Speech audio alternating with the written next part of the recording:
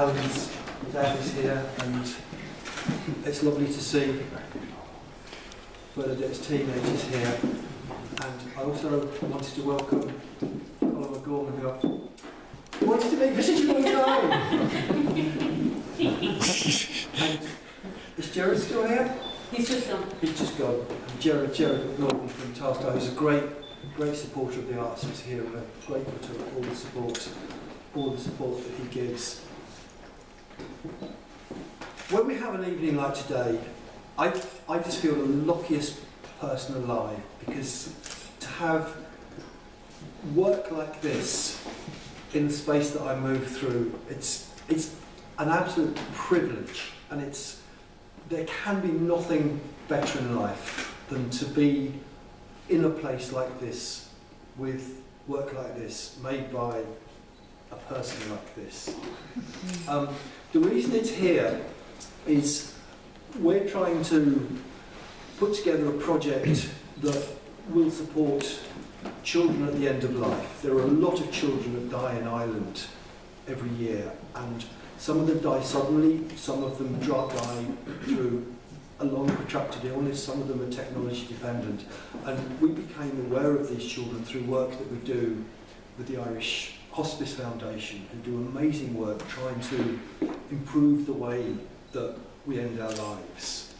And it sounds a sad subject and it sounds a morbid subject, but actually it's not. All of us are born as individuals and we all die as individuals. What's important is how we spend that time. And the reason we're doing this project with the children is so that they live the best lives they can and that their parents are supported, living the best lives that they can until the very end. And because Bernadette does what she does, she was one of the first people that I started talking to about this project. And she said, well, strangely enough, I'm doing a project about children at the end of life as well. So instantly it happened, because I mean we were obviously so keen to really just facilitate it and offer the space and just any encouragement we would. So that, I just wanted to give you the context of why it's here and how it happened. So I'm not going to say any more other than to say again, thank you, Bernadette. It's just so wonderful that it's here, and I'm going to hand it over to Colm to say. I should start by saying that I'm green with envy at the idea of what you just said about having the privilege to work and to spend time in a space that contains a piece of work like this. I mean, when I heard about the work first of all, and then read the description that Bernadette had provided for the work, I was really captured by it. I have to say, when I walked in this evening, it's been a bit of a mad time over the last couple of months. And it's getting a little bit madder for a reason that will probably become obvious next week from an amnesty perspective. And so it's been a bit of a frantic time. And I came running in this evening, having gotten lost, and ran into Bernadette's mum in the street, and I didn't realise it was Bernadette's mum in the street with the taxi driver was trying to find the gallery. So I was all a bit like this as I walked in the door, and I walked in, and here was this work, dancing, and it was just magical. So I first of all just want to congratulate Bernadette on producing work of such beauty, and that's so fundamentally, for me anyway, life-affirming and joyful and poignant and powerful. It's just extraordinary. So for me personally, just after a very busy week when my head hasn't been able to engage properly, it was lovely to come in and suddenly feel a moment of delight and connection with something that is profoundly important and profoundly human. It's just been delightful. One of the things that struck me as I read about the work was, you know, we're talking about 196 lives, and all of them different. And it is astounding that you've managed to capture that level of individuality and difference, and yet the commonality of the experience of what it means to be human, to be child, to be adult, to be person. You know, just that difference and yet that sameness and that interconnectedness that's so powerfully, for me anyway, expressed in the piece. And I was thinking on the way up here particularly that, you know, each one of these represents a child who has died.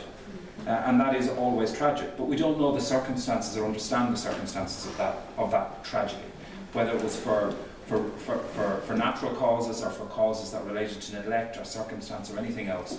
we're surrounded by lives lost, and yet at the same time what we're doing is remembering lives. And I was saying earlier on, I don't know that we're very good at a public level sometimes in Ireland in memorialising. I think we do it sometimes in a maudlin way or in a bit of a cliched way at times, where we're inclined to kind of memorialise the idea of memory rather than really engage with the human reality that we need to remember.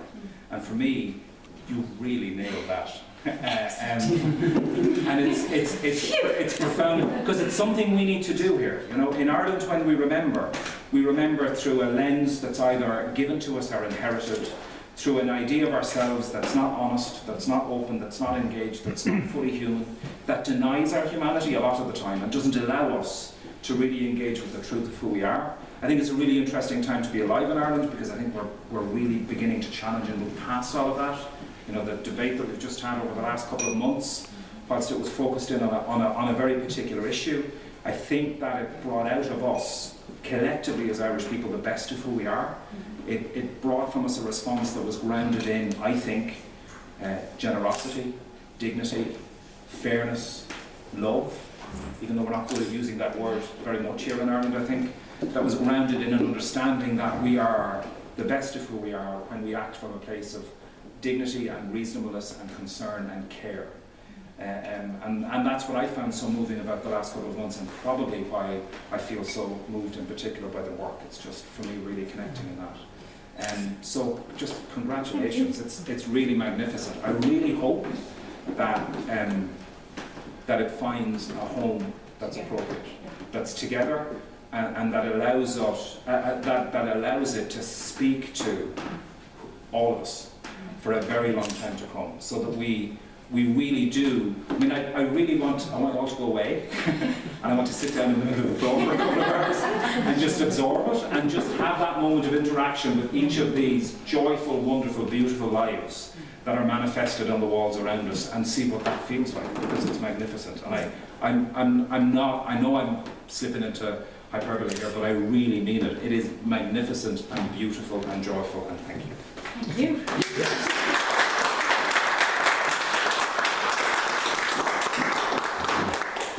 Well, you did the work, so I just talked about it. Well, I suppose I realised I succeeded in the biggest thing, or one of the biggest things, and that was, it wasn't to be about blame, it wasn't to be about finger pointing. That's left for somebody else, for other papers, for other people. And when I met with Les first, I kept getting that point across. It's not about blame, it's about acknowledgement. And basically I was driving home from Dublin one day, sunny afternoon, news thing came on the radio, and it said that between the year 2000 and 2010, 196 children died while in care. And I just went, and I turned the radio off, and I realised I was 2 hours driving there with no radio, just my head. So that was about 2 years ago, and I suppose for me, I feel like as an artist we're like a conduit. You know, I got affected by something, I thought about it, and I felt the need to do something, but what do you do? And the spoons then happened. And the spoons were because it was all about nurture. Like they started out as babies, and the first thing, okay, is a bottle, but then a spoon for food, for medicine, for love, unconditional love, basically. And it started to grow then, and it was the handle then. It had to be about, they're all cut short, but yet if they were left to grow and had the right conditions, they'd all become magnificent trees. So that's where the handle came in. The red thread is that the Chinese culture believe that we're all connected by an invisible red thread, that sometimes you don't know why someone's come into your life, or they come into your life and realise that actually they've been kind of on the outskirts for quite a while, but suddenly they're now playing a part. And that sat with me as well. So it was, I have a spoon, I have a handle, what happens? The red thread was binding them. And then that's the community, that's the persons, that's the, you know, when a baby's born, it's the mother, the parent, the aunt, the uncle, the sibling, the brother, the sister, the cousin, the midwife, the doctor, all these people that should be around this person, and yet 196 of them didn't get further than 18. And for me it was about celebrating their life, and also it made me take stock of what it was like to be a kid and in my family, and you know, be thankful for what I had, and also as a parent with my kids, and be thankful what I can do for them. And So each individual spoon has a word on it that references either emotions of when you first find out you're having a baby, because it's anxiety, it's worry, it's happy, it's, you know, lots of different things. And then it just goes on into, you know, if it was a magic recipe, if every single baby got a spoonful of that, a spoonful of respect, a spoonful of dignity, a spoonful of, you know, someone being responsible, maybe would it be 196 here?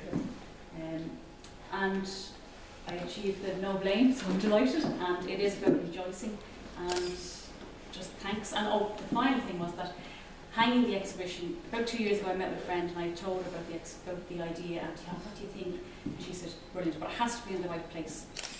And I said, yeah, it has to be the right space. So eventually then I met Les and we talked, and suddenly this happened. I said, well, I was thinking of working on this thing, and so then the space happened. And being in here for 2 days hanging the show, it's like a family. It's like, I referred to the day, it's like the Waltons, you know? And I went home in the car the other night and I was driving along and I said, you know what, it's actually like they got their home, you know? They're all together and they're in this amazing space with these amazing carers. So thanks, Les and Sarah and everybody here, and thanks for coming. And yeah, that's really it, I think. Do you mind if I say one other thing? One of the things that struck me when you talked about this not being about blame, and I think that's incredibly important. I do think accountability really matters, but I love the fact that in this piece of work we've even set that aside for a moment, because what you've done here is you've remembered these 196 children as who they were and who they are, and that's incredibly important. And what felt to me really significant about that was it didn't push aside the notion that what happened to them was irrelevant. What happened to them is profoundly important, but because of who they are and who they were. Sometimes, in moments of tragedy, we objectify the victims of tragedy, and we forget their humanity. And for me, this just absolutely captures their humanity. And even accountability, and it's really important, and it's what I spend most of my life thinking about in lots of different ways. Even accountability then needs to become somebody else's concern, and that needs to be handed to somebody else. And that's incredibly important that it is, but it's also really, really important that we remember. So I think that's what we've done. So thank you. And I'll say one more thing then, maybe, is that can we talk about that? I said, I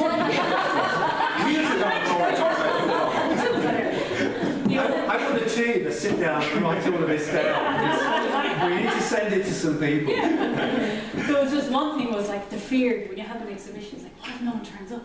And then this thing, you know, I even said yesterday, whoever's meant to be here will be here. And then during the weeks, people will come. When I was there last time, I said, will there be 196 anyway? Along with you lot. So, you know, I kind of thought, well, I'm not that alone. So, there you go. Brilliant. Feed them all out. Fantastic.